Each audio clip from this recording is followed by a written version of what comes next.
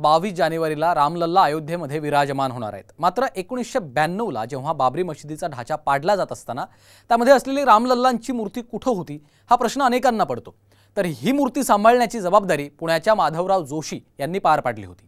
त्यावेळी पुण्यातील अनेक कारसेवक अयोध्येला गेले होते।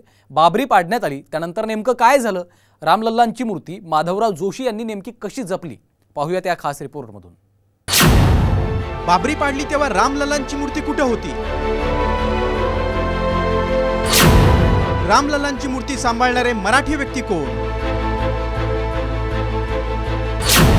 पुण्यातील माधवराव जोशींचं योगदान काय?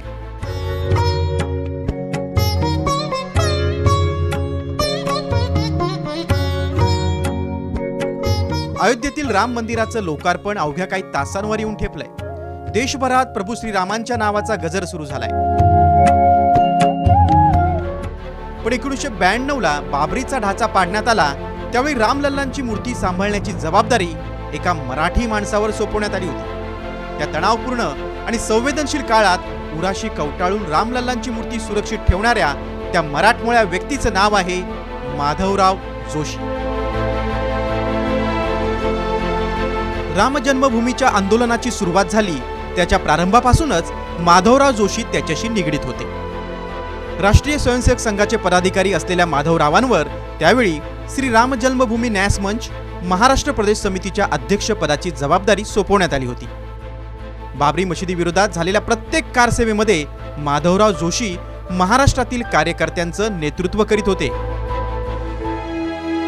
माधवराव जोशी सध्या हयात नाहीत, पण त्यांच्या कन्या धरित्री जोशी यांनी वडिलांच्या आठवणींना उजाळा दिला। रामलल्लांची मूर्ती सुरक्षित कशी सांभाळली हे सांगताना आजही जोशींच्या कन्या भावुक होतात। अशोकजींनी विश्वासाने ती रामलल्ला बाबांच्याकडे सुपूर्द केले होते आणि बाबांनी जीवाची शर्त करून रामलल्लांची सुरक्षा त्या अत्यंत संवेदनशील तासामध्ये केली, याचा निश्चित अभिमान आहे। घरामध्ये अतिशय आनंद झाला होता। सगळे नातेवाईक कार्यकर्ते सगळे त्यांच्या स्वागताला जमले होते। जंगी स्वागत केलं, आईनी ओवाळलं होतं त्यावेळेला बाबांना। बाबरी पाडल्यानंतर कारसेवक तारेचं कुंपण तोडून आत शिरले होते। काहींनी घुमटावर चढण्याचा प्रयत्न केला। माधवराव जोशी यांचे सहकारी असलेले शरद गंजीवाले यांनी त्यावेळची परिस्थिती सांगितली। कारसेवकांनी चढाई केल्यानंतर आम्हाला सुद्धा राहुल नाही, आम्ही सुद्धा त्या कारसेवकांच्या मागोमाग काही जण वानरोड्या घेत गेले, काही जण जो हात मिळतोय त्या हाताला हात धरून वर चढत होते, काही जण जो खांदा मिळतोय त्या खांद्याला हात धरून वर चढत होते। आणि आम्ही सुद्धा त्या ढाच्यावर पोचलो आणि भावना अशी होती की एखाद्या जसं कृष्णाने कालियाचं मर्दन केलं असावं तशीच ती आमच्या मनात भावना होती। मूर्ती कापडामध्ये बांधून कुणालाही दिसणार नाही अशी ठेवून रात्रभर पहारा देत जोशी थांबले होते।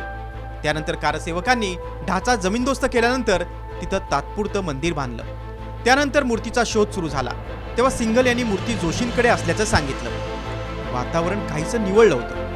त्यानंतर ती मूर्ती घेऊन तात्पुरत्या मंदिरामधील चौथऱ्यावर आणून ठेवली। तिथं असलेल्या अनेक साधू महंतांनी त्यानंतर मंत्रोपचार करून ती स्थापन केली। मात्र आता 30 वर्षांनी मंदिर उभारलं जातंय त्याचा आनंद सर्व कारसेवकांना आहे। तळागाळातल्या एका साध्या चांबार हमाल किंवा आणखी कष्टकरी त्यांच्या मनात सुद्धा आज हेच होतं वर्षानुवर्ष की माझा राम तिथं परत बसलाच पाहिजे त्याच्या स्थानावरती, ज्याचं तिथं जन्मस्थान होतं तिथं। आणि हीच भावना माझ्या सुद्धा मनात आहे, तुमच्या सुद्धा मनात आहे, प्रेक्षकांच्या सुद्धा मनात आहे। राम मंदिर उद्घाटनावरून देशभरात आनंदाचं वातावरण आहे, पण त्यावेळी मराठी माणसानं रामलल्लांची मूर्ती प्राणांहून अधिक प्रिय म्हणून जपून ठेवली याचा आजही जोशी कुटुंबियांना अभिमान आहे। सचिन जाधवसह ब्युरो रिपोर्ट, साम टीव्ही न्यूज, पुणे।